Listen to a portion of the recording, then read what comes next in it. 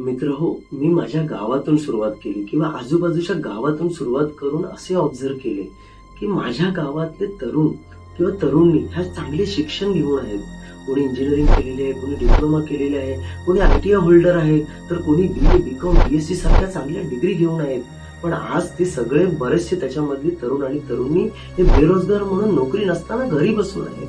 ही परिस्थिती तुमच्यापैकी बऱ्याच लोकांच्या आजूबाजूच्या गावांमध्ये देखील तुम्हाला बघायला मिळालेली असेल. पण ह्या परिस्थितीवर काहीतरी पर्याय काढला पाहिजे. काही लोकांना नोकऱ्या उपलब्ध होत आहेत, पण त्या इतर शहरांमध्ये, मुंबई, पुण्यासारख्या मोठ्या शहरांमध्ये, ज्या आपल्या घरापासून दूर जावं लागतं.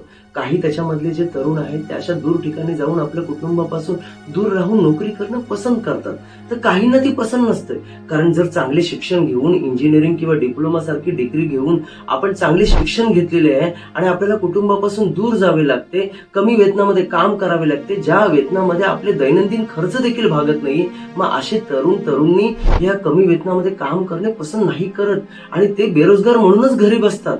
आणि अशी परिस्थिती संपूर्ण महाराष्ट्रामध्ये तुमच्या आजूबाजूच्या गावांमध्ये देखील तुम्हाला बघायला मिळालेली असेल. अशाच काहीशा कारणांमुळे माझ्या गावातील नव्हे तर तुमच्या सगळ्यांच्या गावातील किंवा आजूबाजूच्या परिसरातील तरुण आणि तरुणींना बेरोजगार म्हणून घरी बसावे लागते, हे तुम्ही पाहिलेच असेल. म्हणून आज ह्या तरुण वर्गाचा एक प्रतिनिधी म्हणून मी आपल्या प्रशासनाला आणि इव्हन महाराष्ट्र सरकारला काही उपाययोजना सुचवण्याचा छोटासा प्रयत्न करतोय.